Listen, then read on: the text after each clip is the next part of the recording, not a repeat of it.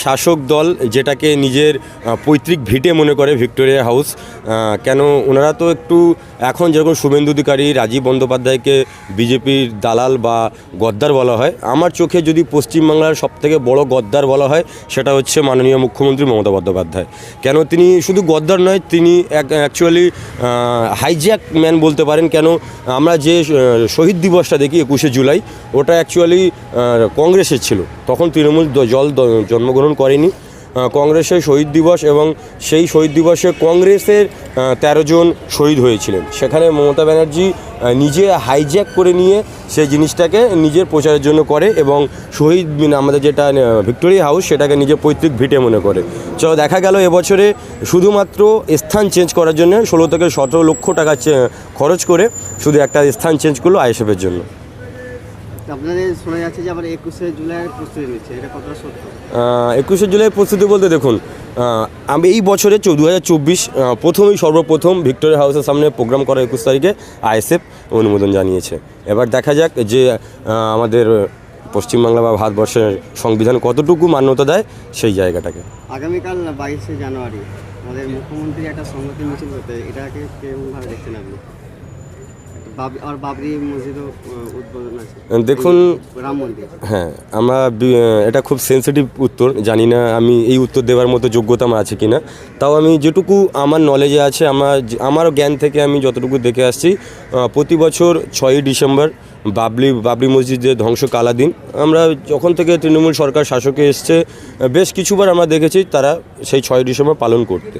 কিন্তু হঠাৎ করে 2023-এ 6ই ডিসেম্বর পালন তারা করলো না, সমর্থন তারা জানালো।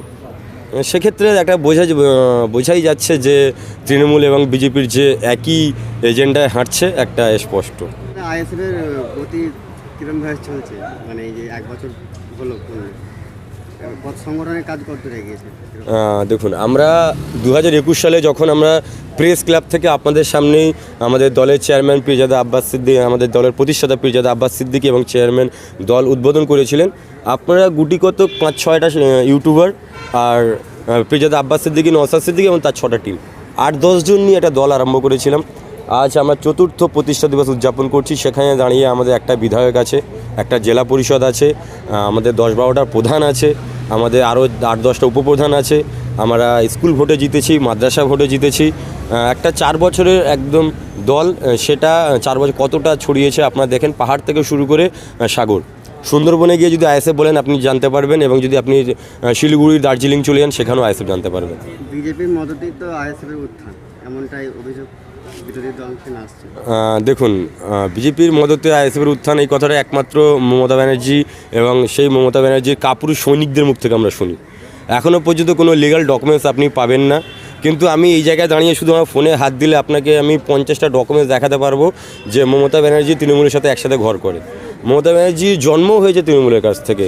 আমরা দেখেছি তিনি যখন প্রথম সিটে বসেন কেন্দ্র সরকারে, তখন তিনি বিজেপি থেকে ক্ষমতা লড়েন এবং তার সবথেকে এখন জানা সৈনিক ফিরহাদ হাকিম, তিনি বিজেপির ক্যান্ডিডেট, প্রথম খিদিরপুর থেকে লড়েন।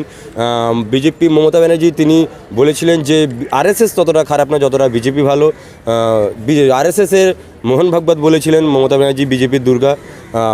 যখন মোহন ভাগবত যখন কলকাতায় আসে তখন মমতা ব্যানার্জি নিজের ফান্ড থেকে, নিজের তহবিল থেকে আরএসএস মোহন ভাগবতকে খাবার পাঠায় যেন তার কোনো রকম ক্ষতি না হয়। এত কিছু প্রমাণের পরেও আপনি বলবেন যে আইএসএফ বিজেপির দালাল।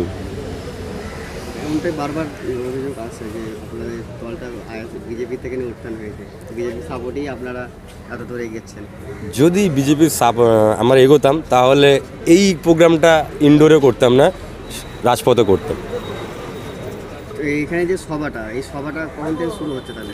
এই সভাটা আজকে চেয়ারম্যান ঘোষণা করেছেন 2:30 থেকে 4টে পর্যন্ত আমাদের এখানে পারমিশন আছে, 4:30 2:30 থেকেই আরম্ভ হয়ে যাবে। 2টোর মধ্যেই কিন্তু চেয়ারম্যান এখানে প্রবেশ করবে। অনেকে প্রশ্ন করছেন যে